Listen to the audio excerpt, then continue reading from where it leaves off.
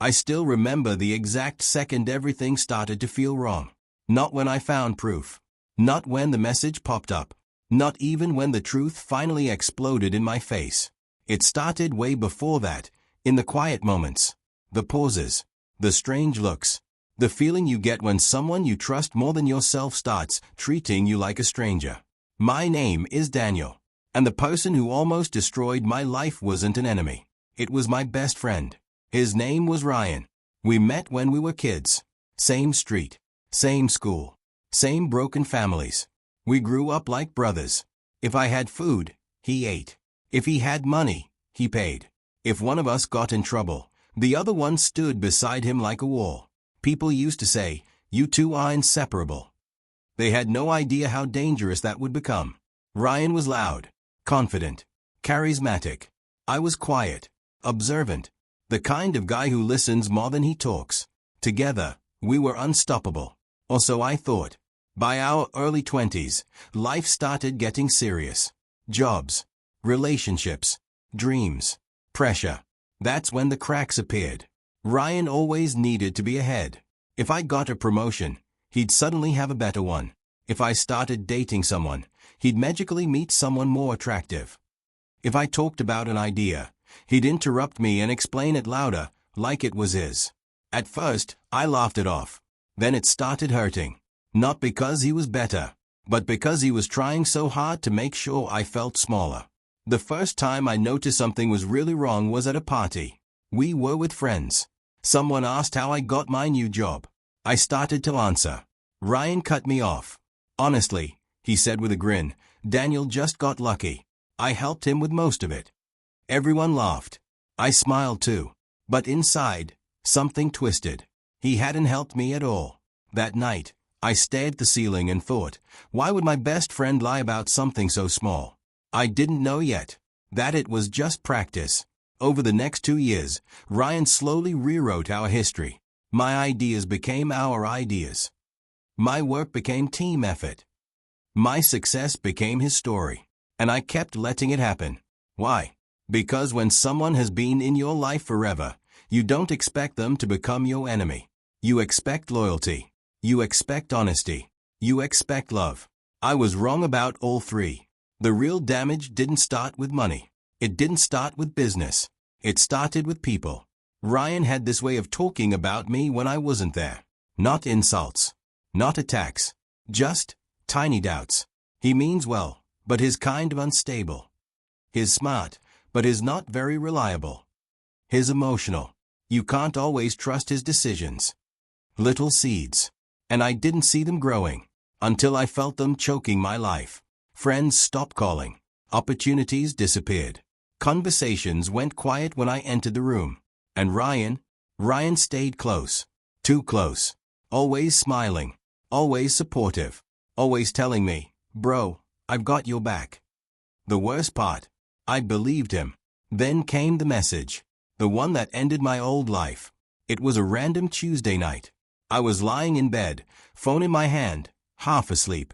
A notification popped up from a number I didn't recognize. One sentence. That's all it took. "You deserve to know what your best friend has been doing behind your back." My heart started beating fast. I stared at the screen for a long time before replying. "Who is this?" 3 dots appeared, disappeared, appeared again. Then the message came. And with it, a screenshot. I opened it. And everything I thought I knew about my life started falling apart. But I didn't understand the full picture yet. Not that night. Not that week. Not until I started digging. And once I did, I realized Ryan hadn't just lied to me. He had been building a second life on top of mine. A better one. Using my name, my trust, my silence. And he thought I'd never find out. He was wrong. Very wrong. Because what he didn't know was that I don't forget betrayal. I don't forgive manipulation. And when someone turns my loyalty into a weapon, I turn patience into revenge. And this was only the beginning. I didn't sleep that night. The screenshot kept replaying in my head like a broken movie scene. Every time I closed my eyes, I saw Ryan's name at the top of the chat. Not my phone. Someone else's. Someone he thought I'd never meet. I sat up in bed, heart pounding, phone glowing in the dark. The room felt too quiet. Like even the walls were listening. The message thread was short. But it was enough. Ryan was talking about me. Not like a friend. Not like a brother. Like a problem. Is useful, but he doesn't ask questions. He trusts too easily. I can handle him. I felt my stomach twist. Useful? Handle me? My hand started shaking. I dropped the phone on the bed and just stared at it like it might bite me. Then another message came from the unknown number. I'm sorry. You don't know me, but I couldn't watch this anymore. I typed back slowly. What is he doing? 3 dots. Pause. Then. He's been using your name, your ideas, your connections, and he's been telling people you're unstable, so they won't listen to you. That word again. Unstable. So that's what he'd been telling everyone. Suddenly, so many things made sense. The weird looks, the awkward silences, the way people stopped inviting me to things. They didn't stop trusting me. They stopped trusting the version of me Ryan created. I asked for more, and that's when the floodgates opened. Screenshots, voice notes, messages from group chats I was never part of. In every one of them, Ryan was the hero, and I was the cautionary tale. He's talented, but you can't depend on him. He gets emotional. He might mess this up. He was erasing me, while smiling in my face every day. I leaned back against the wall and laughed. Not because it was funny, because it hurt too much to cry. The next morning, Ryan called me like nothing happened. Yo bro, you alive? His voice was the same. Warm, easy, fake. Yeah, I said. Just tired. He laughed. Same. Listen, I've got a meeting later. Might use some of your ideas from that project we talked about. My jaw tightened. Sure, I said. Do what you need. After I hung up, I stared at the phone. He had no idea. None. He thought I was still blind. So I decided to stay blind. At least, on the outside. That week, I started paying attention. Not reacting. Not confronting. Just watching. Ryan loved to talk. He loved to brag. He loved to feel smarter than everyone in the room. And I started to see how carefully he controlled his image. He never spoke badly about me in front of me. Only behind my back. He used my trust as camouflage. One night, we were sitting in his car. Music low. City lights sliding past the windows. He looked at me and said, Bro, you ever feel like people underestimate you?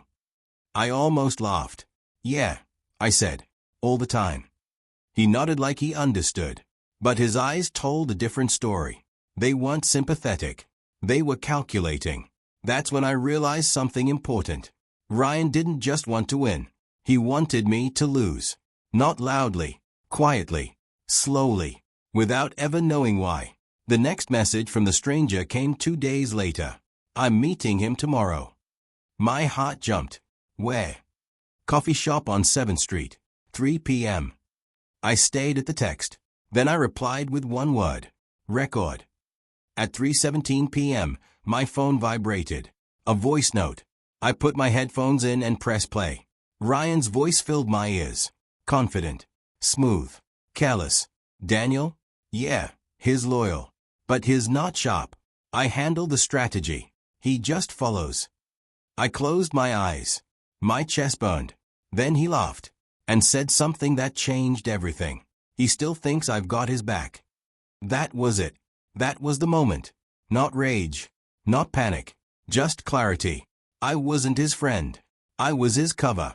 And if he could build his future by slowly destroying mine, then I'd let him finish building it, so I could tear it down in one move. But not yet. Not before I knew everything. Because revenge without patience is just noise. And I wasn't here to make noise. I was here to make history. I didn't confront Ryan. Not after the messages. Not after the voice notes. Not even after I heard him say my name like I was a tool, not a person. Instead, I got quiet. The dangerous kind of quiet. The kind where someone stops reacting and starts planning. I still showed up. Still laughed at his jokes. Still listened when he talked about our future. But inside I was building a file. A mental folder called Everything Ryan thinks I don't know. And every day, that folder got thicker. Ryan had patterns. He always talked too much when he felt safe. He always underestimated silence. And he always assumed loyalty meant stupidity. So I let him believe that. One night, we were sitting in my apartment. He was scrolling his phone, half listening while I talked about work. "Bro," he said suddenly, "you should let me handle that client. You're too honest with people. They take advantage of you." Too honest. That's what he called it. I smiled. "Yeah, maybe you're right." He looked relieved, like he'd just been given permission. From that moment on, I started doing something different. I stopped sharing my thoughts. I stopped pitching ideas. I stopped trying to prove anything. Instead, I listened. And Ryan filled the silence with his ego. He started telling me about meetings he had, people he was impressing, moves he was making. He thought he was updating his partner. In reality, he was feeding his enemy. I bought a small voice recorder online. Nothing fancy, just enough. The next time we went for a drive, I left it in the cup holder. He talked. I recorded. He bragged. I archived. He trusts me completely. I'm basically running his life. He wouldn't survive without me. Every word went into the folder. Then came the second source. The stranger. She finally told me who she was. Her name was Emily. She'd been working with Ryan on a project I was supposed to be part of. But Ryan told her I had mental issues and needed space. She believed him, until she saw how he really was. "He lies like it's breathing," she said. "And he's building everything on top of you." She started sending me things. Emails, contracts, pitch decks with my ideas, under his name. That hurt more than anything else. Not because he stole them, but because he never even changed them. He didn't improve them. He didn't add anything. He just erased me. I remember sitting there, staring at my own words with his signature under them. It felt like watching someone else live my life. That night, I stood in front of the mirror and asked myself something hard. Do you want revenge, or do you want justice? Revenge is emotional. Justice is precise. And I wanted to be precise. So I stopped being angry. And I started being smart. I created backups of everything. Cloud, hard drive, email drafts. I started documenting dates, times, who said what, who was where. Ryan thought I was falling behind. In reality, I was getting ready to step ahead of him forever. One evening, he showed up excited. "Big news, bro," he said. "We about to close something huge." We. That word again. He sat down and leaned forward. His eyes were shining. "They are trusting me with everything," he said. "They think I'm the brain behind all this." I nodded slowly. "They are right," I said. "They just don't know whose brain it really is." He laughed. He thought it was a joke. I didn't. Because the plan was already forming. Not loud, not fast, but unstoppable. And the best part? Ryan was about to introduce me to the very people who would destroy him. He just didn't know it yet. The first trap was simple. That's the thing about real traps. They don't look dangerous. They look normal. Ryan invited me to a meeting with some investors. He said it casually, like it didn't matter. "Just come sit in," he said. "You don't have to talk much." Don't have to talk. Perfect. The room was glass and steel. Big windows. City below us. 5 people at the table. Laptops open. Coffee untouched. Ryan introduced me. "This is Daniel," he said. "His support." Support. Not partner. Not co-founder. Not the guy who built the ideas. Just support. I smiled and nodded. They started asking questions. Not to me. To Ryan. And Ryan answered with confidence. Too much confidence. He explained my strategies. My frameworks. My solutions. Word for word. I watched their faces. They were impressed. But something was off. One man frowned slightly when Ryan said, "Our process is very flexible. We adapt fast." That wasn't my line. That was Ryan's version. And it was wrong. So I waited. Ryan kept talking. Going deeper. Adding things that didn't exist. He was building a version of the idea he couldn't actually deliver. And I let him. After the meeting, they shook hands. Big smiles. Big promises.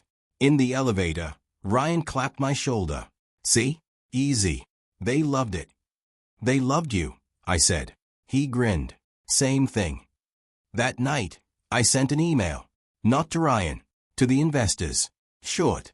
Polite. Careful. Hi, this is Daniel. I just wanted to follow up and clarify a few technical details discussed today. Then I attached something. The original proposal. With timestamps. With version history. With my name. I didn't accuse. I didn't explain. I just showed. The next morning, my phone rang. Unknown number. I answered. Daniel, a man said. This is Mr. Harlan from yesterday's meeting. My pulse slowed. Yes, sir. We need to talk, he said. Not angry. Not confused. Curious. That's the best kind. We met that afternoon. Without Ryan. He asked me simple questions. Who built the system? Who designed the strategy? Who handled the back-end logic? I answered. Calmly. Clearly. Truthfully. And I could see it in his eyes. He already knew. He just wanted to hear it from me. When I left, he shook my hand longer than necessary. Thank you for your honesty, he said. Not everyone has it. I smiled. That night, Ryan texted me. Bro, did you email them? I stared at the screen, then typed. Yeah, just followed up. He didn't reply for a long time.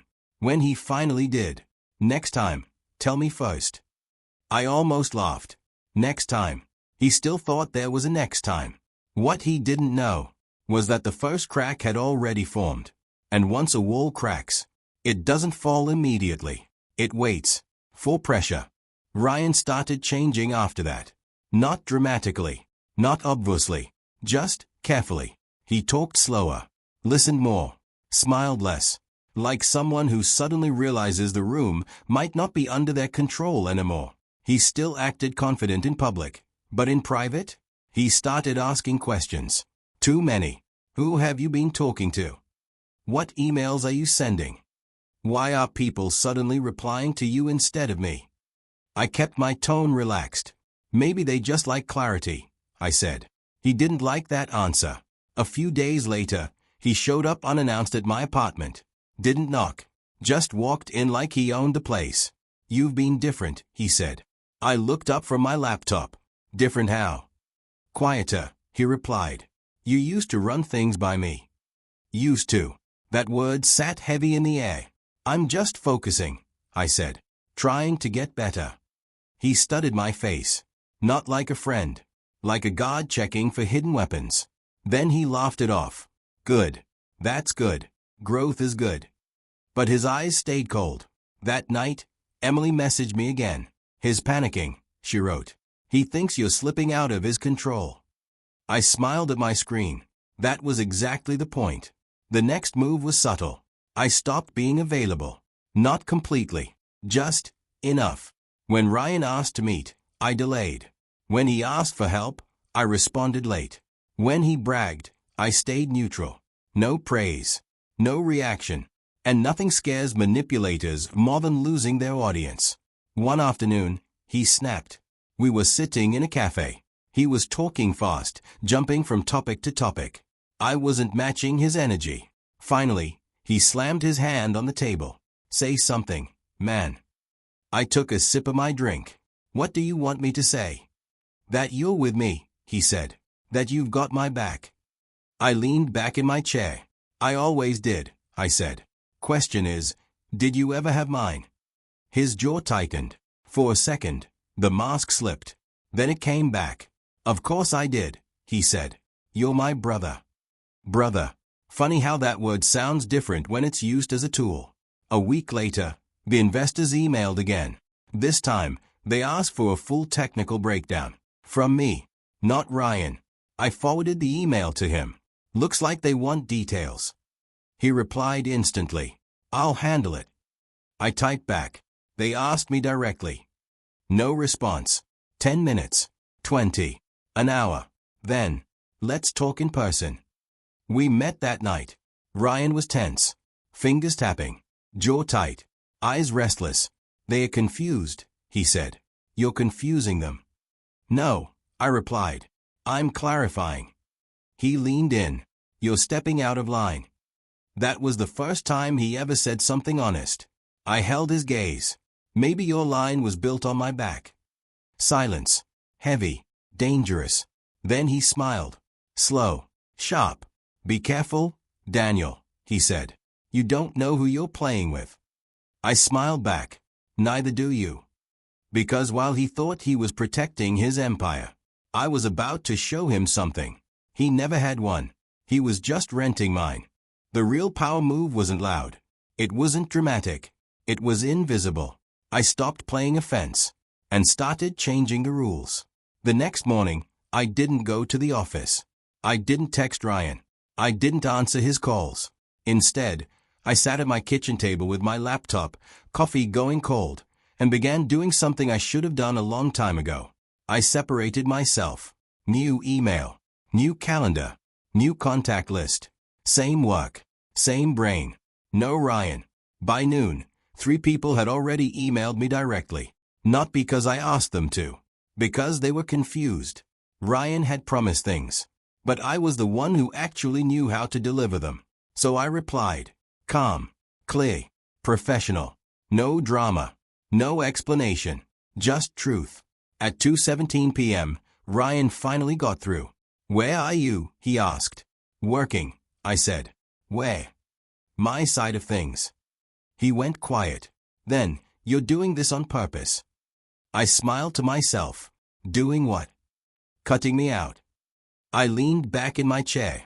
You cut me out years ago, I said. I'm just finally noticing. His breathing changed. Fast. Sharp. You think you're smarter than me now? No, I said. I think I always was. That line hurt him. I could tell. Because he didn't reply right away. That afternoon, I met with Mr. Harlan again. This time, not as support. As the person behind the system. He asked real questions. I gave real answers. He didn't interrupt.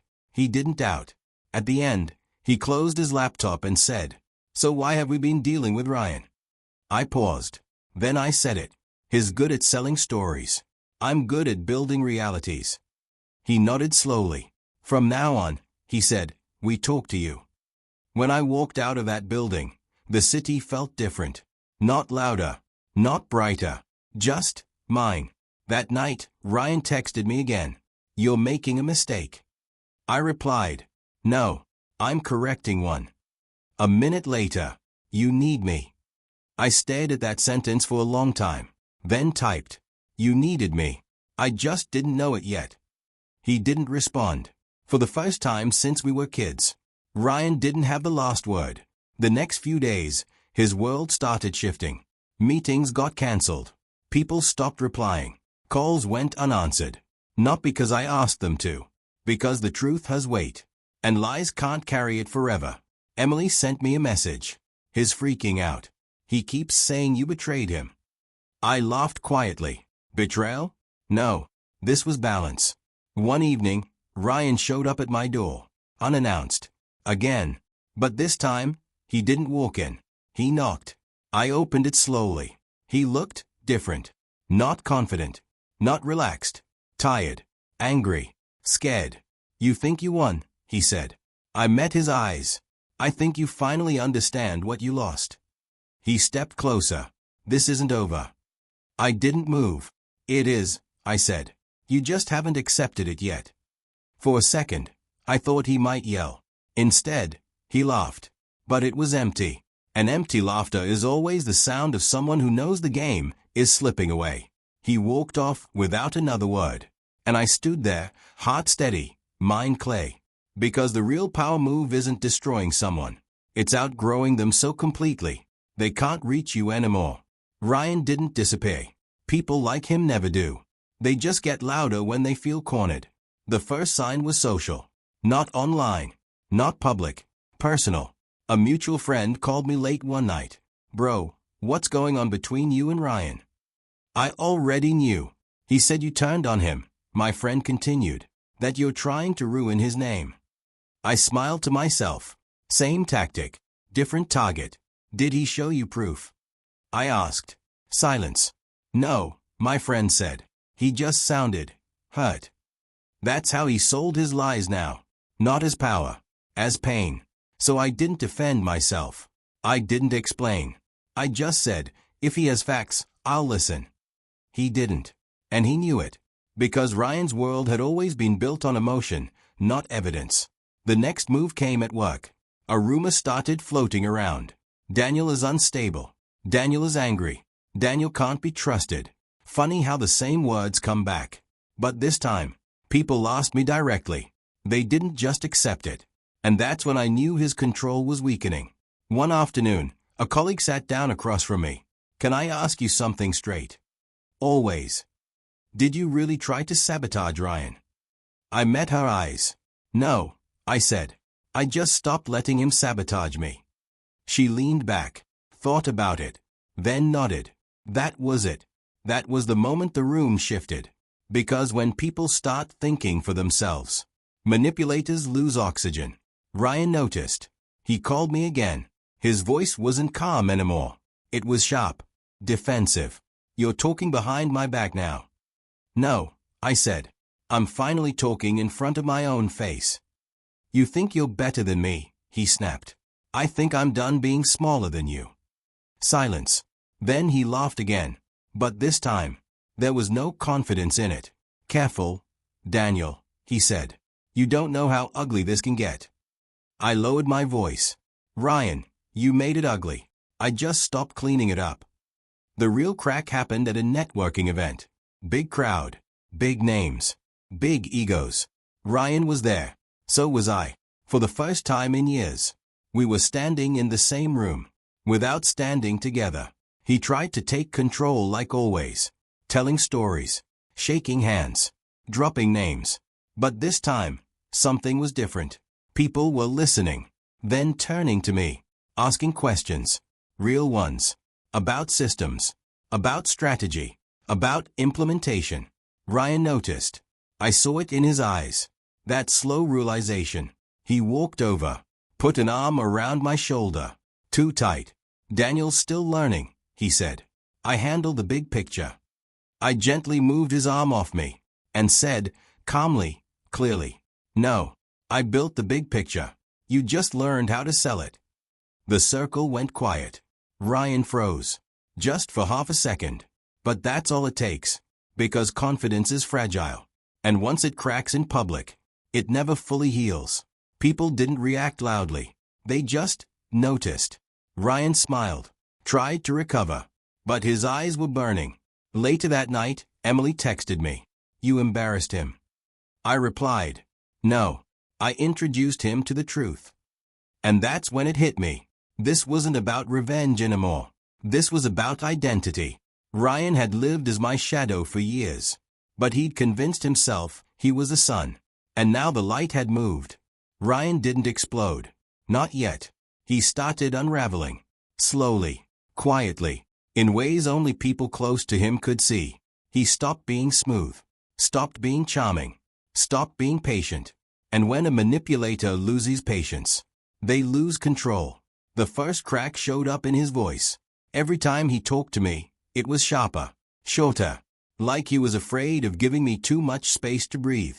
You think people respect you now, he said one night over the phone. They are just using you. I didn't argue. I didn't defend myself. I just said, maybe. But at least they're not lying to me. That hit him harder than anything loud ever could. The next crack was public. At another meeting, Ryan interrupted someone. Not politely. Not confidently. Desperately. He talked over people. Corrected them too fast. Pushed ideas that didn't fit. And the room felt it. You could feel when someone is trying to force respect instead of earning it. Afterwards, one of the managers pulled me aside. What's going on with Ryan? He asked. His off lately. I shrugged. Pressure changes people. But inside, I knew. It wasn't pressure. It was exposure.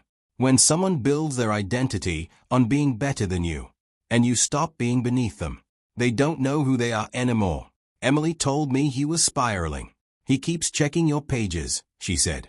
Watching who talks to you. Where you go. What you post. I smiled to myself. He used to watch me like a puppet. Now he was watching me like a threat. And the more he watched, the more he realized he couldn't control the story anymore. One night, we ran into each other alone. Parking lot. Late. Cold air. He leaned against his car and said, "You always needed me." I stopped a few feet away. "No," I said. "I just forgot who I was without you." He stared at me, like he didn't recognize that version. "You think you're free now?" he asked. "I know I am," I said. "And that's what scares you." For a second, he looked like he might say something real.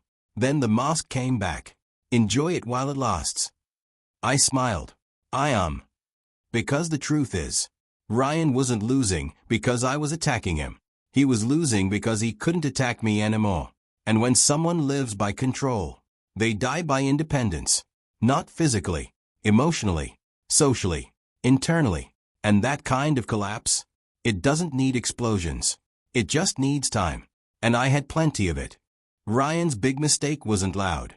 It was emotional. He stopped thinking like a strategist and started reacting like a wounded ego.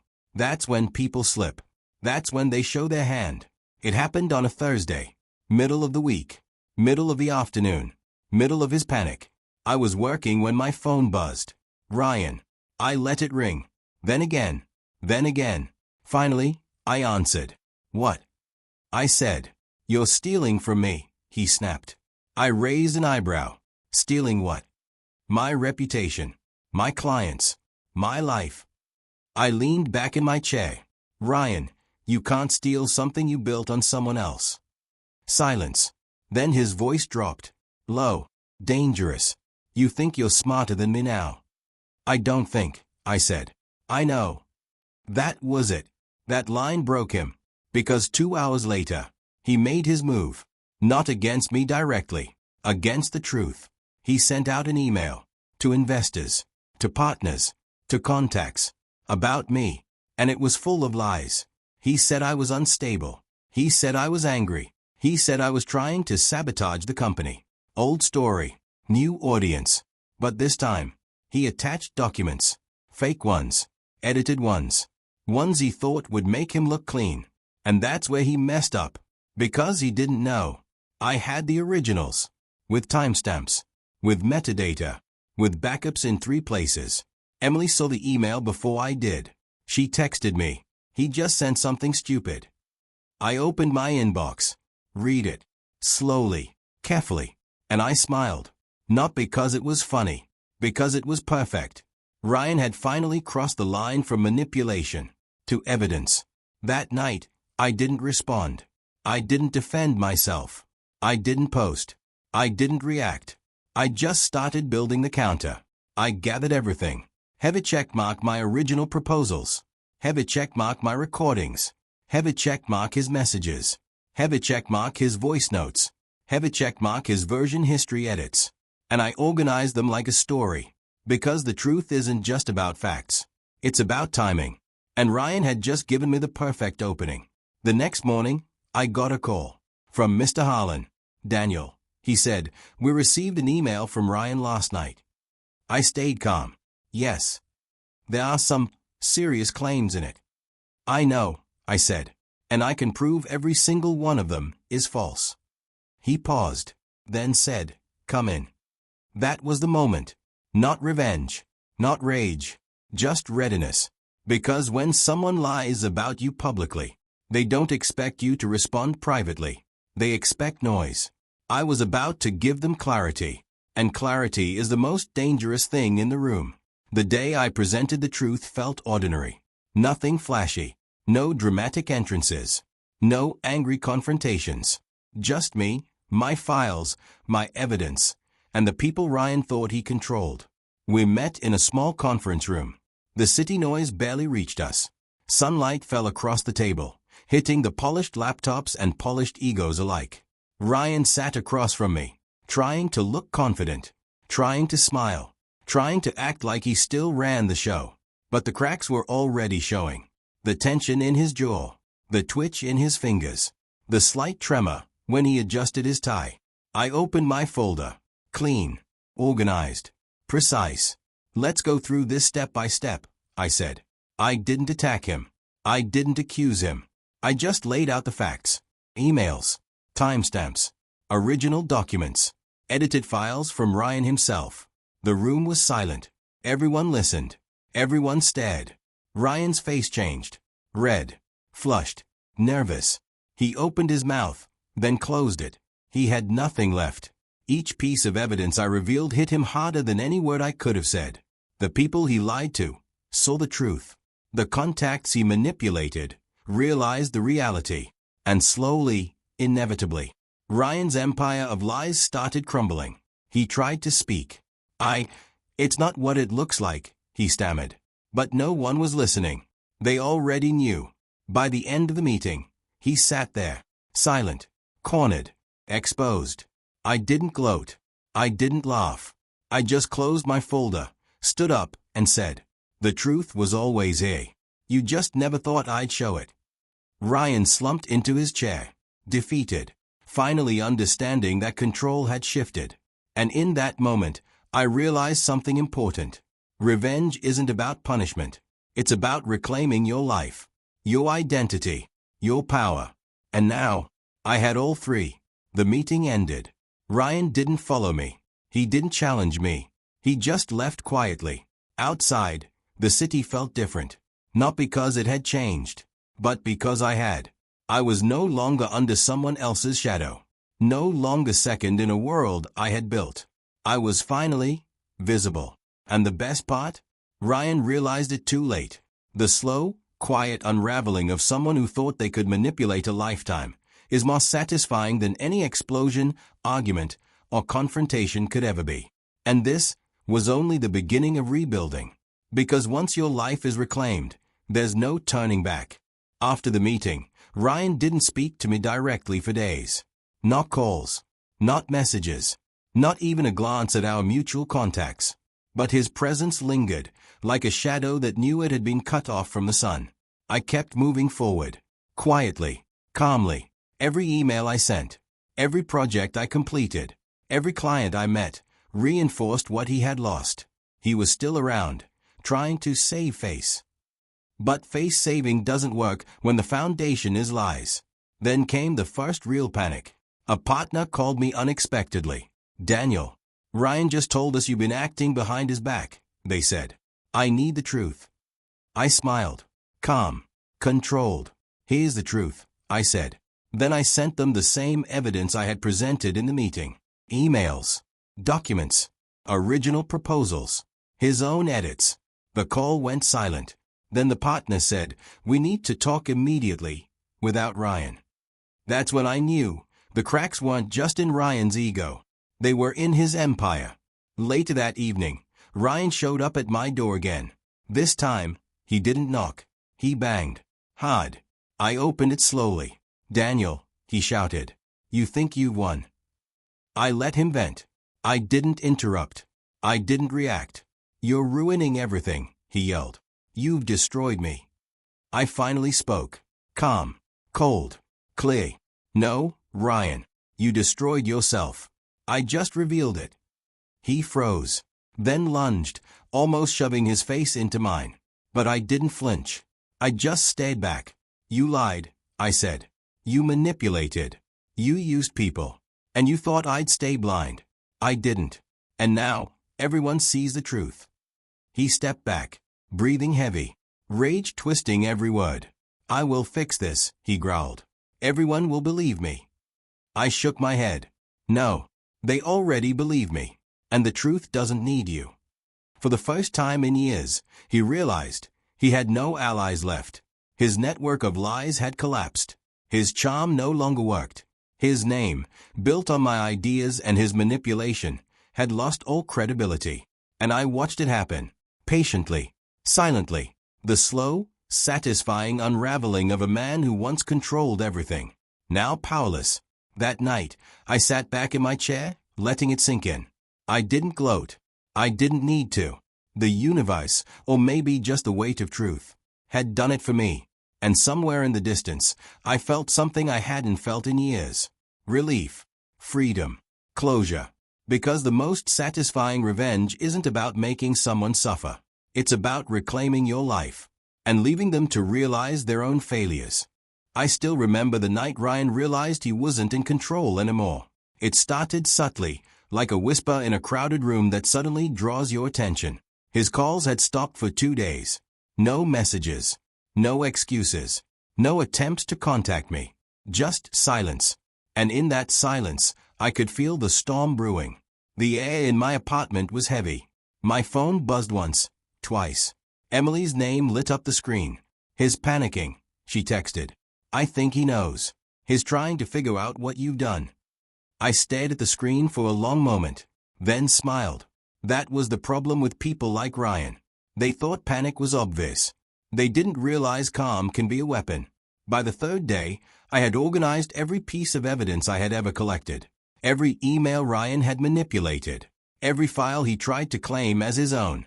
Voice recordings of him boasting about my work. Screenshots of messages where he dismissed my ideas publicly but took private credit. I didn't even bother sending him a warning. That would have been too easy, too loud. Instead, I prepared. I prepared for the meeting that would finally tip the scales. And I made sure it would happen in a room full of people who once believed his lies. The morning of that day, my phone rang. Unknown number. I answered. "Daniel." A calm, steady male voice said, "This is Mr. Harlan. We need to meet immediately. Ryan sent us an email, and we need clarity." I took a deep breath. The city was still alive outside my window, unaware of the destruction about to happen. "Of course," I said. "I'll be there in 20 minutes. 20 minutes. Long enough for me to feel the adrenaline, the tension, the slow-burning satisfaction that builds before a storm breaks. By the time I arrived at the office, the conference room was already tense. Mr. Harlan sat at the head of the table, eyes focused, impatient. Ryan's name hadn't come up yet. Not in my mind. Not in his. Not in anyone's. I laid my folder on the table, opened it slowly, and watched the room shift. Every email, every time-stamped document, every altered proposal, every proof that I had quietly amassed over months, laid bare before the very people who once thought Ryan was untouchable. Ryan walked in then, his usual smirk plastered across his face. But it faltered when he saw the evidence, saw the silence in the room, saw the attention shifting, away from him. "I can explain," he said quickly, almost too quickly. But the room didn't give him the chance. Their eyes were on me, waiting, watching, judging. I didn't speak immediately. I let the tension rise. Let his panic grow. Let him feel the first taste of losing control. Finally, I began. "Let's start from the beginning," I said, voice calm but firm. And I laid it out, step by step, evidence by evidence. Every manipulated document, every stolen idea, every lie he had told. The air was electric. Every time I turned a page, every time I revealed a timestamp or a voice recording, Ryan's confident mask cracked just a little more. "You've been using my name, my ideas, my contacts, my reputation," I said quietly, almost conversationally, but with the weight of a gavel striking in a courtroom. "And you've built yourself on my work. Not alongside it, on top of it. And it ends now." Ryan's face turned red, veins visible in his neck, his eyes darting, hands gripping the table. The room was silent except for the faint hum of the air conditioner. Every second stretched. Every moment counted. Then he spoke. "Daniel, you're lying," he said, but the tremor in his voice betrayed him. I leaned forward, calm. "Check the metadata. Check the timestamps. Check the voices. Everything here is exactly as it happened." One by one, his allies, his contacts, the investors, they looked at me, not him. They asked questions. They scrutinized documents. They wanted the truth. And the truth was already in my hands. Ryan tried to interrupt, to spin the story. But every word he spoke only made the contradictions more obvious. "Yo," he began, voice rising. I interrupted softly.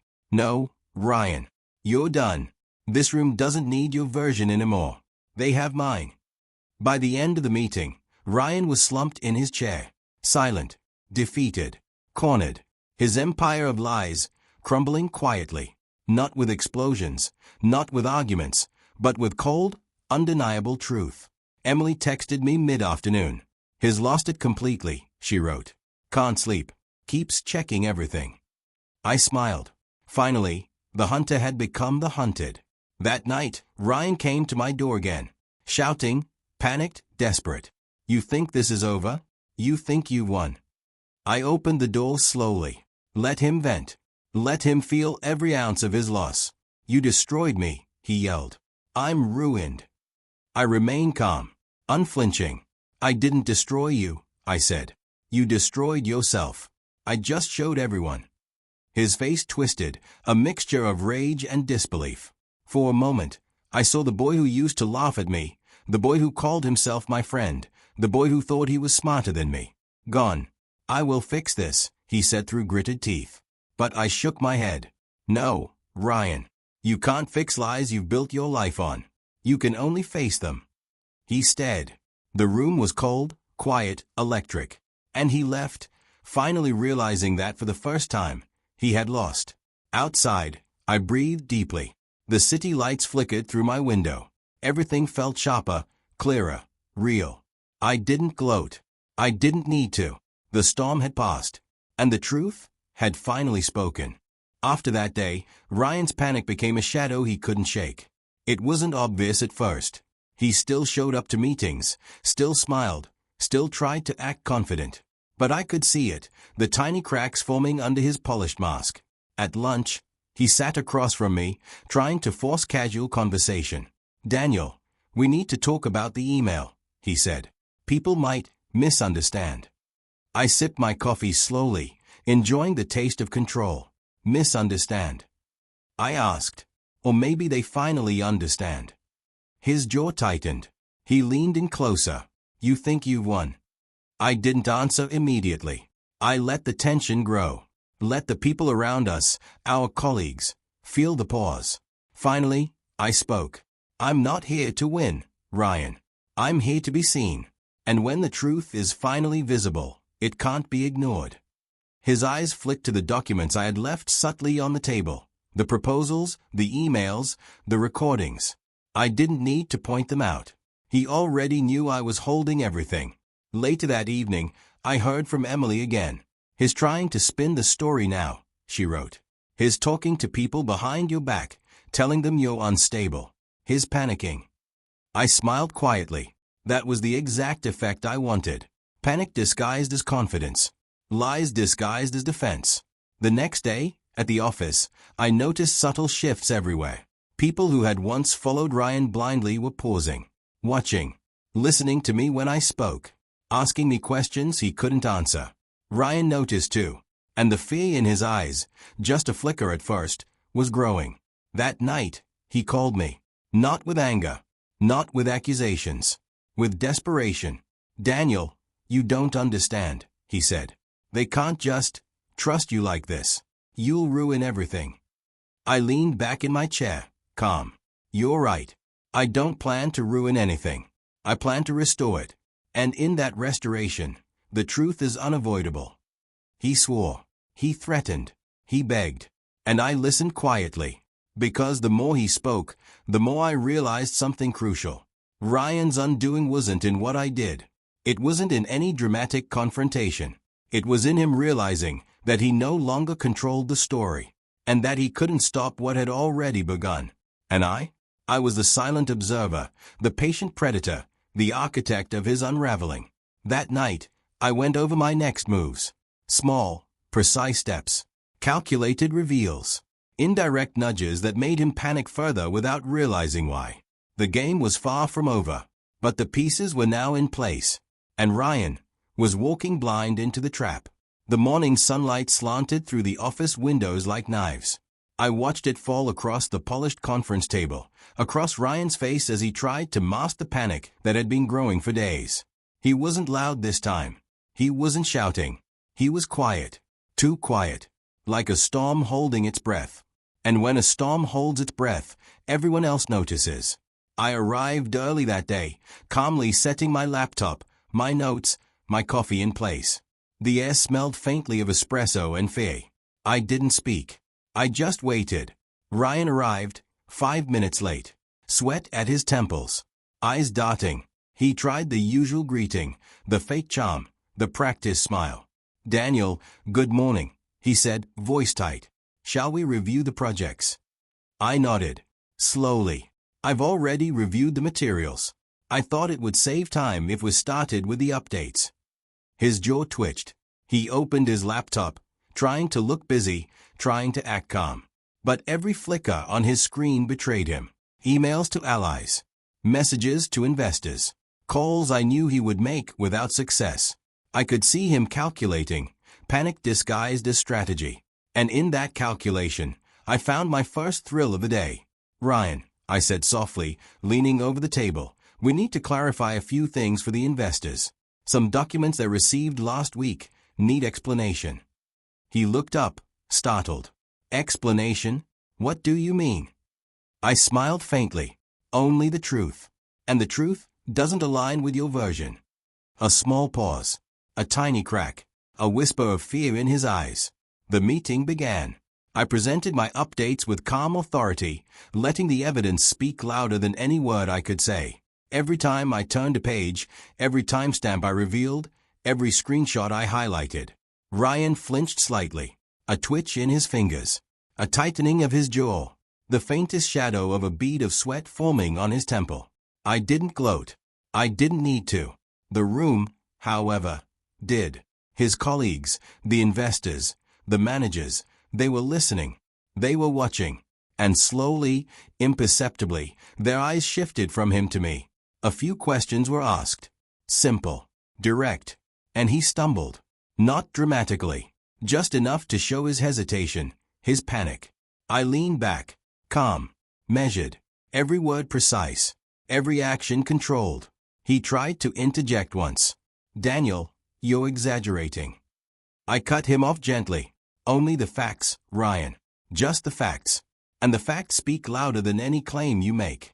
The silence that followed was electric, heavy, tense, full of anticipation. After the meeting, Ryan retreated to his office. Alone. He slammed the door quietly enough to avoid attention. And that's when the subtle shift began. Emails stopped going through. People didn't return his calls. Meetings were scheduled, but he wasn't included. His influence, his charm, his carefully cultivated persona was evaporating, quietly, step by step. I watched from my desk, like a predator observing prey. Not because I enjoyed cruelty, but because timing is everything. And Ryan had made his first big mistake. He believed panic disguised as confidence would work on me. Meanwhile, Emily continued to act as my eyes and ears. Her messages were precise. Ryan is reaching out to investors. Panic is clear. He's trying to rewrite the narrative, but it's too late. I smiled to myself. It was the perfect storm. Slow, patient, silent. By midweek, Ryan's first real public slip happened. A networking event. High-profile investors. Corporate leaders. And Ryan, trying to perform. He laughed too loudly. He talked too fast. He corrected people unnecessarily. Over-explained things he didn't understand. Every movement, every word, telegraphed desperation. Meanwhile, I stayed quiet. Observed. Answered questions with clarity. Smiled politely. The room slowly, almost unconsciously, shifted their attention to me. Ryan noticed. And his first real panic began, publicly this time. A colleague leaned over to me quietly. "Daniel, people are noticing." Ryan looks off. I nodded. "Yes, they are." Later that night, Ryan called. Not shouting. Not blaming. Just a low, dangerous whisper. "You think you're untouchable now." I didn't react. I let the line go silent for a moment. Then calmly said, "I think you finally see me clearly. That's all." He hung up. And in that moment, I realized the final act wasn't yet necessary. The pieces were in place. The slow burn of public unraveling was already underway. And the psychological weight of watching him crumble would be far more devastating than any dramatic confrontation. That night, the city outside my window seemed unusually quiet. Even the hum of traffic felt distant. Inside, I sat at my desk, scrolling through Ryan's latest attempts to manipulate perception. Emails he'd sent to investors, messages to colleagues, even personal notes to allies, all of them frantic, poorly timed, and full of inconsistencies. The truth had a way of magnifying even the smallest crack in a liar's facade, and Ryan was starting to fracture under the pressure. Emily's text came through. His obsessed. Just saw him outside the building, pacing. Keeps checking his phone. He looks unstable. I smiled quietly, not because I was cruel, but because timing was the deadliest weapon, and Ryan had delivered the perfect opening. I went through the timeline in my head. Monday, he tried to spin my work as sabotage. Tuesday, evidence already disproved his lies, but he didn't realize I had control. Wednesday, subtle public slip, investors noticing hesitation, colleagues asking questions. Thursday, panic calls to me, low, dangerous, whispering threats. Friday, the slow burn was taking effect. And tonight, he was unraveling. It was almost beautiful in its quiet precision. The next day, the first public misstep occurred. We were at a mid-level networking dinner, a casual, semi-formal setting, with corporate clients and a few industry leaders. Ryan arrived early, of course, positioning himself in the center of the room, flashing smiles, shaking hands, trying to exude confidence. But confidence is a fragile thing, and when it's built on manipulation and lies, it fractures under even subtle scrutiny. Within the first 20 minutes, I noticed the shift. Ryan overcorrected every casual comment. He interrupted conversations unnecessarily. He explained things that didn't need explaining, overcomplicating everything. His smile twitched. His laughter sounded forced. Meanwhile, I stayed calm, polite, observant. I didn't need to dominate the room. I just needed to exist in it. And slowly, the room started noticing me. One investor leaned in, quietly asking, "Daniel, could you explain this section here?" Ryan interjected, but the investor's gaze shifted to me. "Actually, Daniel, could you walk me through it?" Ryan's eyes widened just slightly. Not dramatically, just enough to show fear. And that small twitch, that micro-expression, told me everything I needed to know. Emily's text buzzed silently in my pocket. "He's losing it. Every glance at you, it's panic." By the end of the dinner, Ryan was stumbling verbally. Every attempt to regain authority backfired. Every gesture, every word, telegraphed desperation. And then came the first real confrontation. Ryan cornered me in the hallway after the event. His voice low, dangerous. "You think this is over?" I looked at him calmly, a faint smile tugging at the corner of my lips. "No, Ryan. It's only just beginning." He leaned closer, trying to intimidate. I didn't flinch. I let the silence stretch. "People will turn against you," he threatened. "They'll believe me over you." I shook my head. "They've already seen the truth. And the truth doesn't need you." He stepped back, breathing heavy. And for the first time, I saw something I hadn't seen in years. Fear. Not anger. Not rage. Fear. Over the next few days, I watched Ryan spiral. Calls unanswered. Emails ignored. Colleagues slowly starting to question him. Even the small things mattered. The barista he always flirted with ignored him. The cab driver didn't hold the door. The receptionist no longer smiled when he arrived. All the subtle cracks that go unnoticed by most. They added up, and Ryan could feel it. One night, I received a frantic voicemail. "Daniel, you have no idea what you've done. I will fix this. I will fix this." I listened, silent, calm, patient. Because the real power isn't in confrontation. It's in waiting while the other person destroys themselves with panic and obsession. I texted Emily, "Keep watching. Don't interfere. Let him unravel." By the end of the week, Ryan made a mistake that I had been waiting for. He sent a mass email to investors, attaching some falsified proof to discredit me. He thought panic could be reversed with lies. He thought manipulation could regain control. But he didn't know. I had everything. Original documents, timestamps, screenshots, voice recordings. I organized it all like a story, an undeniable, unassailable narrative. The next day, I scheduled a meeting. Ryan had no idea it was coming. I wasn't going to accuse him. I wasn't going to attack him. I was simply going to show the truth. And in that quiet, deliberate moment, I knew that the slow burn of psychological collapse was now complete. He was trapped. Not physically, not publicly, but internally. And that was far more devastating. The following week felt like a war fought entirely in silence. No explosions. No dramatic confrontations. Just the subtle, suffocating pressure of truth pressing down on Ryan. He tried everything. Calling old contacts. Sending messages to investors. Posting vague social media updates to explain himself. But every attempt only made the cracks in his carefully curated life more visible. And everyone could see them, slowly, quietly, undeniably. I arrived at the office early that morning. The city outside was already buzzing, but inside, everything was still.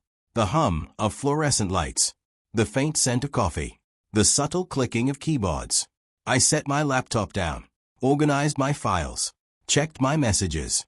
Emily had already texted. His pacing outside, looking at his phone. Again, panic is visible. I smiled to myself, not maliciously, just satisfied. Timing is everything in a game like this. Patience is a weapon sharper than anger. By mid-morning, Ryan made the first public slip of Part 14. A casual meeting with investors.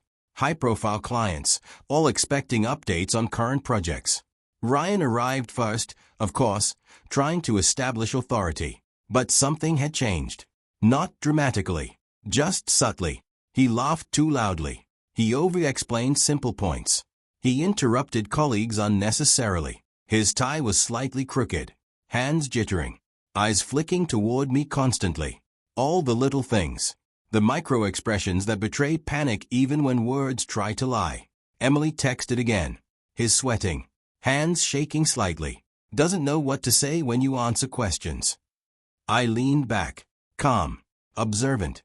Every question directed at me, every response I gave, highlighted Ryan's incompetence without me ever needing to attack him. It was a delicate dance. One wrong move and I'd have to respond with proof. But for now, letting him self-destruct silently was far more effective. By lunchtime, whispers started circulating in the office. Colleagues who once followed Ryan blindly began asking questions. Daniel, can you explain this discrepancy?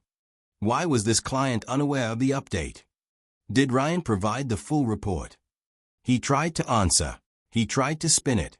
But panic disguised as confidence is transparent to the right audience. And slowly, inevitably, the tide shifted. That evening, I received a frantic message from Ryan. Daniel, this isn't over. You don't understand what you've started. People will believe me. They'll turn. I will fix this. I didn't reply immediately. I let it linger. The silence itself was a weapon. A pause that forces reflection and amplifies panic. Emily texted, almost gleefully. He keeps checking the building, parking lot, the streets. Obsessed. You've got him. I smiled. Not outwardly. Just a small, private satisfaction. Because the game wasn't over. It was escalating. The following day, Ryan made his first desperate public attempt to regain credibility. A client presentation. High profile.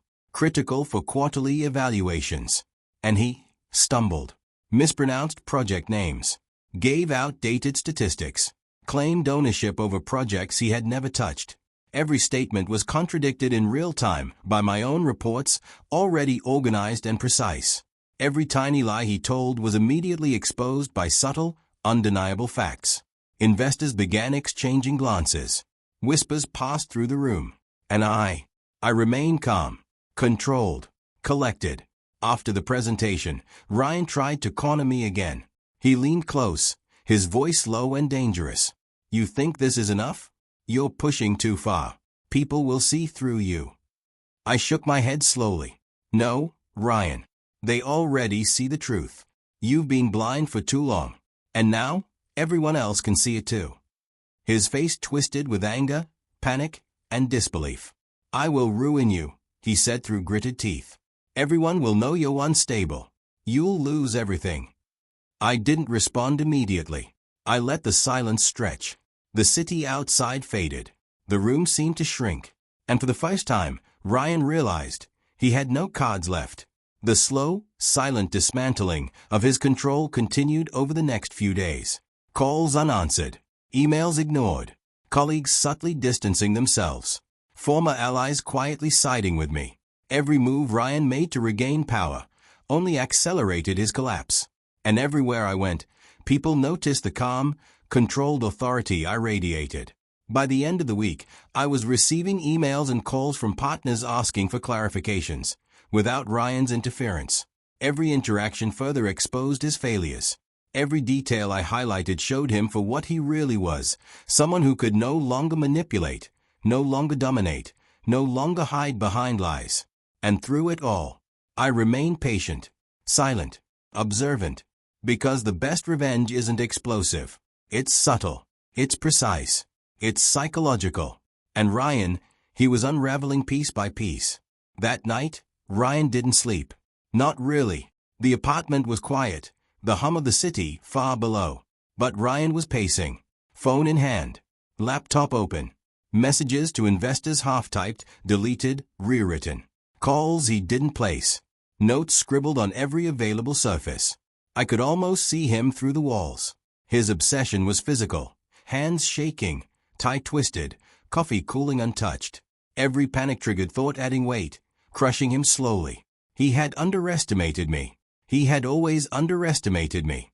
And now, that mistake was magnifying every failure he'd ever tried to hide.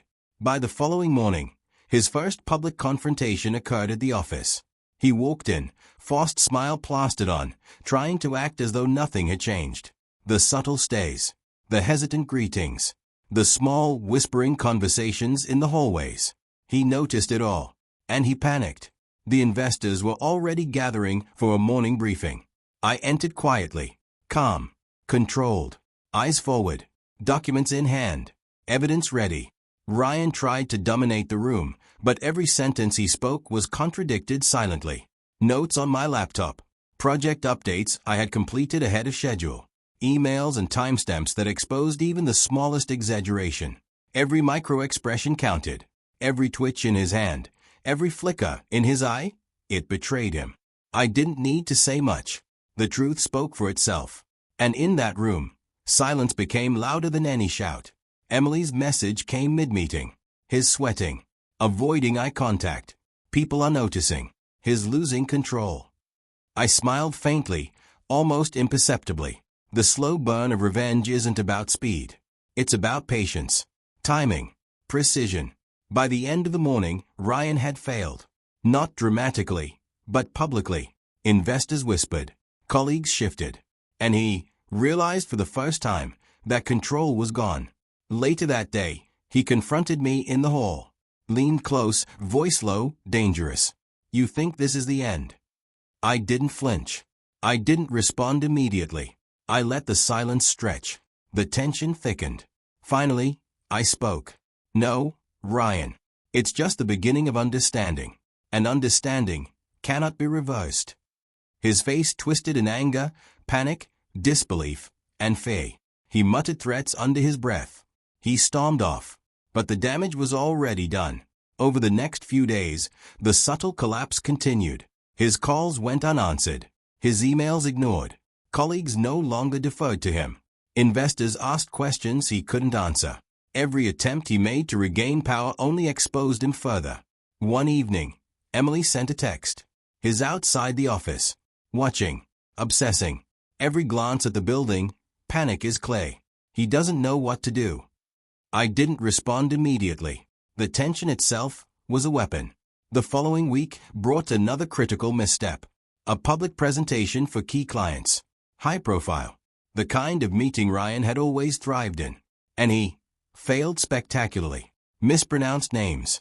Provided outdated data. Claimed ownership of projects he had no involvement in. I remained calm, polished, collected. Every correction, every clarification subtly exposed him without me needing to attack. The room shifted. People leaned closer to me, asking questions, seeking clarity. Watching Ryan stumble. He cornered me later. His voice a low, dangerous growl. You think this is enough? You're pushing too far. People will see through you. I shook my head slowly. No, Ryan. They already see the truth. You've been blind for too long. And now, everyone else can see it too. He stepped back, the first real fear fully in his eyes. Not anger, not rage, fear. That night, he sent a flurry of messages, emails, texts, voicemails, desperate attempts to rewrite reality. All futile. Emily whispered in my text. Obsessed. He's obsessing over you. Every move, every word. You've got him exactly where you want. The following day, another public collapse. During an impromptu investor call, Ryan tried to explain a project. He faltered, stumbled, paused, his confidence cracking with every sentence. Every pause, every hesitation, magnified by the silent authority I radiated. By the evening, the pattern was clear. Ryan's panic was no longer hidden. The slow burn of public and private collapse was complete. And the best part? He still didn't realize the full scale. Ryan's world had shrunk to a series of frantic movements and desperate whispers. Calls unanswered. Emails ignored. Every ally who had once nodded at his every word now paused, hesitated, questioned. And I watched it all unfold quietly, calm, controlled. That morning, I arrived at the office before anyone else. Coffee in hand. Laptop ready. Evidence organized. Notes prepared. Emily texted immediately. His outside. Pacing. Looks desperate. Obsessed. I didn't smile outwardly. I just felt the quiet thrill of inevitability. By mid-morning, Ryan attempted to regain control in a small team meeting. Daniel, I think we need to clarify. I cut him off, calm and precise. The facts are already clear, Ryan. Investors and colleagues already see the updates. There's no need for clarification beyond what's already documented. A twitch in his jaw, hands trembling slightly, eyes flicking toward mine, panicked, calculating. Emily's text buzzed again. His panic is visible. Every glance, every shift. He knows is losing ground. By lunchtime, whispers in the office began to ripple. Did you notice Ryan? He keeps correcting himself. Everything he says seems off. I remained composed, smiled politely, answered questions, provided clarity, subtle, indirect, but every word, every gesture, further dismantled his credibility. After the meeting, he cornered me in the hallway. You think this is enough, he hissed. People will still follow me. They'll believe me. I shook my head slowly. No, Ryan. They already see the truth. You've run out of stories. That afternoon, Emily and I quietly coordinated a small demonstration. Investor reports organized. Evidence clear. The narrative undeniable. By evening, Ryan made a critical error. He sent a panicked email to multiple investors, attaching falsified proof to discredit me. He believed chaos could save him. It didn't. I responded calmly, forwarding the truth. Timestamps, emails, documents, everything. A simple, clear, irrefutable thread of facts. The next morning, investors requested an emergency meeting. Ryan had no idea it was coming. I entered calmly, evidence in hand. He tried to argue, panic creeping in every word, every hesitation, every misstep, magnified by my steady presence. The meeting ended decisively. Ryan left, silent, shaking, realizing for the first time he had no control. That night, Emily texted. He's obsessing. Won't sleep. Keeps checking emails. Checking phones. Everywhere. You've got him. And I knew it was time. Not yet the explosive final confrontation. Not yet the ending. But the pieces were aligned. The trap was set. The slow, psychological dismantling, complete. Ryan hadn't slept properly in days. Every movement, every glance, every word was calculated. And failing. He had become a shadow of himself, consumed by panic he couldn't hide. Even the smallest sound, a text notification, a knock on the door, made him flinch. I watched from the sidelines, Emily keeping me informed. He's calling everyone he knows, she typed. Frantic. Shaking. Every word is desperate. His unraveling. I didn't reply. Calm observation is far more effective than reassurance. Panic is loud when controlled by someone else. And Ryan was completely under its weight. That morning, He tried another desperate move, a video call with multiple investors. He spoke quickly, nervously, overcompensating for his lack of authority. Every hesitation, every incorrect statistic, every over-explained detail, it all screamed insecurity. I responded calmly, corrected facts, presented evidence. Each clarification exposed him further. Whispers filled the call. Investors asking direct questions. And Ryan? He stammered, sweated, tried to redirect the conversation. Failed. By mid-afternoon, he was completely isolated. No allies left. Every attempt to regain control backfired. And still, he didn't realize the most important part. I was always one step ahead. Emily's messages continued to arrive. His wandering the office. Checking phones. Watching you. Panic is absolute. He knows he's losing. Can't sleep again last night. Missed breakfast. Shaking. It was like watching a man slowly dissolve. Physically, mentally, socially. Every part of his world collapsing without a single dramatic confrontation. Later that evening, he cornered me outside the office. His voice low, almost trembling. "Daniel, I will destroy you. This isn't over. You'll regret this." I remained calm. Shook my head slowly. "You don't understand. You're the one who's losing. You've built everything on lies. And lies don't survive scrutiny." He stormed off, muttering under his breath. And that was the moment I realized something crucial. The psychological trap was complete. Ryan's panic wasn't just public. It had invaded every private moment, every sleepless night, every obsessive thought. Every call and message became a reflection of his own failure. I began preparing the next moves, subtle public nudges, indirect reveals, questions I knew he couldn't answer. Every action carefully designed to amplify the panic. By the following day, he made another mistake. A casual client briefing, one he believed he could dominate. He over-explained, misstated facts, referred to projects incorrectly. Every tiny error was noticed. And I remained composed, calm, in control. Emily texted, his spiraling. "Won't stop. Trying to spin everything. But everyone's seeing it. You've trapped him perfectly." And she was right. The slow, meticulous dismantling of Ryan's control had reached its tipping point. He wasn't just losing influence. He was losing himself.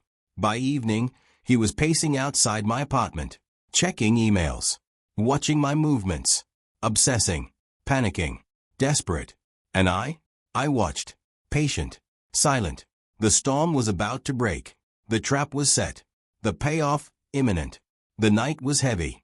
A quiet tension hung in the city, as if it knew something was about to break. Inside my apartment, I reviewed every move, every email, every subtle manipulation Ryan had made, and failed at. Everything was aligned. The trap was perfect. Emily's text came, urgent but calm. His outside, watching, obsessing. Every step you take, he notices. His desperate, completely unraveling. I didn't respond. Patience was key. The storm had to reach its apex before it collapsed fully. By morning, Ryan had crossed the line. He confronted me at the office, not with words, but with a physical presence that screamed panic. Hands trembling, eyes darting, sweating at the temples. He tried to assert control, tried to threaten, tried to spin reality. "Daniel, you don't understand. You'll regret this. Everyone will see." I interrupted gently but firmly. "The truth is already visible, Ryan. Every lie you told is exposed. You've lost control, and the more you resist, the more everyone sees it." His face twisted, a mix of rage, fear, and disbelief. I let him stew in that emotion. Let him feel the weight of inevitable failure. Later that day, a crucial meeting with investors revealed the final cracks. Ryan tried to explain himself, overcompensating with facts he couldn't recall accurately, mispronouncing names, overstating achievements. Every micro-expression betrayed him. Sweat, trembling, hesitation, the subtle signs of a man on the edge. I calmly presented my documentation. Original emails, timestamps, screenshots. The narrative laid out like an unshakable truth. Every question I answered exposed Ryan further, without me needing to attack him. By mid-afternoon, whispers began spreading. His off. Something's not right with Ryan. Daniel seems in control. Calm, confident, precise. Ryan noticed. His panic became visible, contagious. Even colleagues who had been neutral were starting to doubt him. Emily's text buzzed in. His completely obsessed. Watching. Checking emails. Every conversation. He can't sleep. You've got him trapped perfectly. I leaned back in my chair. Calm. Patience. Precision. Timing. The slow burn of revenge had reached its peak. That evening, Ryan made a desperate move. A message to a major investor, falsifying documents in a final attempt to regain control. He thought chaos could save him. He thought manipulation could undo the inevitable. I didn't respond immediately. Instead, I prepared a final reveal. Evidence laid out clearly. Facts undeniable. The truth unavoidable. The next morning, the boardroom was tense. Investors waiting. Ryan sweating. Everyone aware that something critical was about to unfold. I entered calmly, documents in hand, every fact organized, every proof timed perfectly. And silently, I watched Ryan's world collapse, minute by minute. His panic was audible in his shaking voice. His desperation visible in every twitch, every glance, every misstep. And the audience, colleagues, investors, board members, witnessed the unraveling without a single dramatic confrontation. By mid-meeting, Ryan realized the ultimate truth. He had no cards left. No influence. No credibility. Every lie he had told, every manipulation he had attempted, every desperate move, exposed. Emily texted one final message during the meeting. He's broken. Completely. There's nothing left for him. The payoff is ready. And I remained calm, silent, observant. The trap had worked. The slow burn complete. The moment of reckoning was imminent. The boardroom was silent. Every eye fixed on the documents spread across the table. Ryan stood at the head, trembling, trying to maintain the facade of authority. But the cracks were no longer subtle. They were impossible to ignore. I walked in calmly, evidence in hand, letting the room feel my presence. Each step measured, controlled, purposeful. "Good morning," I said softly. "Before we begin, I'd like to present the full timeline of the projects and communications for your review." The documents were clear, precise, undeniable. Emails with timestamps, screenshots, audio recordings, financial records. Every lie Ryan had told was exposed, every manipulation accounted for. He tried to interject. "Daniel, this isn't, you don't understand." I shook my head. "Ryan, the truth is already visible. Every attempt to spin it is futile." Investors leaned in, reading, absorbing. Questions came, direct, pointed. Ryan stammered, fumbled, contradicted himself. Every attempt to regain control only dug the hole deeper. I stayed calm, measured, every response precise, every correction further dismantling his credibility. By mid-meeting, the psychological impact was complete. Ryan's face had gone pale, hands trembling, voice cracking. Colleagues exchanged glances. Investors whispered quietly. The reality hit him. He had lost everything he had tried to control. Emily's text buzzed quietly in my pocket. "He's broken. Completely. You've done it." I smiled faintly, not outwardly, just privately. And then came the final blow. I asked one simple question, a question I knew he couldn't answer. "Ryan, can you explain this discrepancy?" His eyes darted across the documents. He swallowed, paused, trembled. "No, that's not. I didn't." The room waited. Silence. And in that silence, his undoing was complete. Every colleague, every investor, every observer saw it. The facade, the lies, the manipulations, all stripped away. Ryan's panic, desperation, and incompetence exposed. He slumped into his chair, defeated, silent. And I leaned back, calm, collected, satisfied. The slow burn revenge had reached its peak. Not with anger, not with violence, not with public humiliation, but with control, timing, and undeniable truth. The final text from Emily summed it up. "He sees it now. Complete. Total collapse. Your patience and precision, perfect. I didn't respond. I let the moment linger. The storm had passed. The predator had won. Ryan had learned the hard way. Manipulation and lies only carry a man so far. Patience, precision, and truth could undo him entirely. And for the first time in years, I felt the quiet release of victory. No shouting. No confrontation. Just the undeniable, satisfying collapse of someone who had once thought they were untouchable. The room was quiet. Ryan sat slumped in his chair, defeated, humiliated, not by shouting, not by confrontation, but by the quiet, undeniable truth. Every manipulation, every lie, every attempt to control others had been dismantled piece by piece. And now, he faced the consequences of years of deception. I leaned back, calm, observing the aftermath. Not with anger, not with gloating, just with satisfaction. Because revenge, the kind that lasts, isn't explosive. It's precise, calculated, unavoidable. Emily's text came one last time. He's gone. Broken.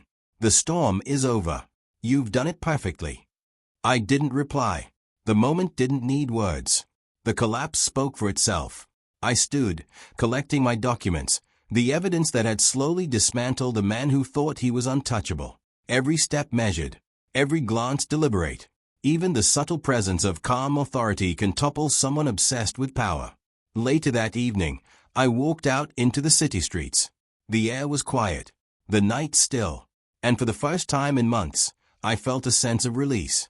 The world hadn't changed drastically. People still hustled, pushed, lied, and cheated.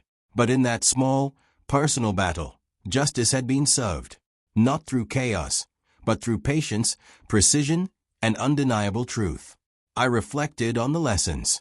Lies may seem strong, but they are fragile under scrutiny. Panic and obsession are far more destructive than direct confrontation. Control isn't taken with force, it's earned through calm, deliberate action. And revenge, when executed with timing and precision, is a quiet, unstoppable force. Ryan would rebuild, probably, but he would never forget. The collapse he had endured, public, private, psychological, would leave marks far deeper than humiliation alone. I paused at a streetlight. The city lights reflected in puddles from an earlier rain. I breathed deeply. The quiet was satisfying, the justice complete. And as I walked home, I realized something profound. The most powerful revenge isn't anger. It's control, timing, patience, and truth. Outro call to action, 15 to 25 seconds. If this story gave you chills, hit that like button and tell us in the comments. What's the most satisfying revenge you've ever witnessed? And of course, subscribe for more emotionally charged, cinematic stories just like this. Patience, precision, and truth, they are more powerful than you think. The end. Thanks for watching.